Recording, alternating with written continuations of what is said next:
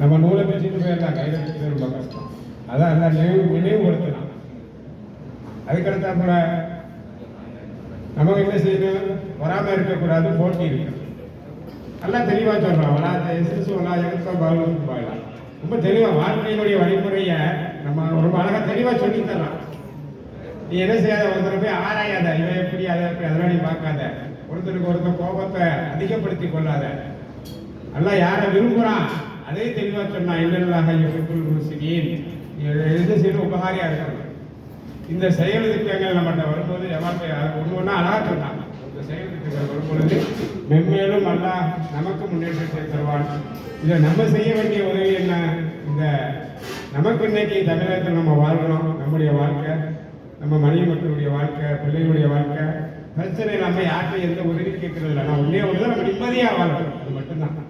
அதுக்கு இன்னைக்கு நமக்கு யார் இடம் கொடுக்குறாங்க, அதுக்கு யார் பிரச்சனை இல்லாமல் இருக்கிறாங்க, நமக்கு எல்லாருக்கும் தெரியும். இந்தியாவில் என்ன நடந்துகிட்டு இருக்கு, என்ன பாடுபடுறாங்க, என்ன கஷ்டப்படுறாங்க அப்படிங்கிறது யாருக்கும் சொல்ல வேண்டியதில்லை. எல்லாரும் டெய்லி நம்ம நெட்டில் பார்த்துக்கிட்டே தான் இருக்கணும்.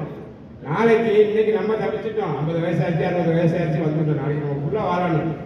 அதுக்காக நம்ம என்ன செய்யணும், ஒற்றுமையாக இருந்து நம்ம குடும்பத்தில் நம்ம சொல்லி திரும்பவும் இந்த ஆட்சி மலர்றதுக்கு நம்ம ஒரு ஏற்பாடுகளை பண்ணணும். நம்மளால என்ன முடியும், வாயில நம்ம சொல்லும்போது இங்கேருந்து நம்ம பணம் அனுப்பணும், என்ன ஜாமான் தேவைப்படாத அனுப்பணும். அப்போ நம்ம சொல்றதை அவங்க செய்யத்தானே செய்வாங்க. அதை நம்ம ஒவ்வொருத்தரும் செய்யணும். இந்த முன்னேற்பாடை நம்ம இஸ்மாயில் அவர்கள் ரொம்ப அழகாக செஞ்சுருக்காங்க. அவங்களுக்கு நம்ம திராவிட கழகத்தின் சார்பாக ரொம்ப ரொம்ப நம்ம நன்றி சொல்கிறோம்.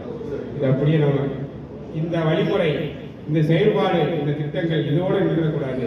திரும்ப திரும்ப இதில் நம்ம முன் வரணும்.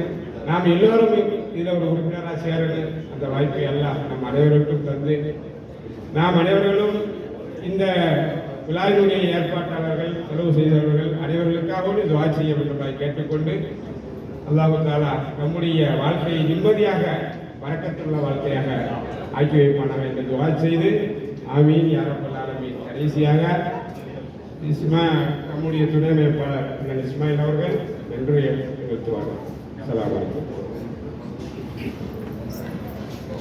அஸ்ஸலாமு அலைக்கும் வரஹ்மத்துல்லாஹி வபரகாத்துஹு. வீழ்வது நாமாக இருக்கட்டும், வாழ்வது தமிழாக இருக்கட்டும் எனும் தலைவர் கலைஞரின் வரிகளோடு எனது உரையை துவங்குகிறேன்.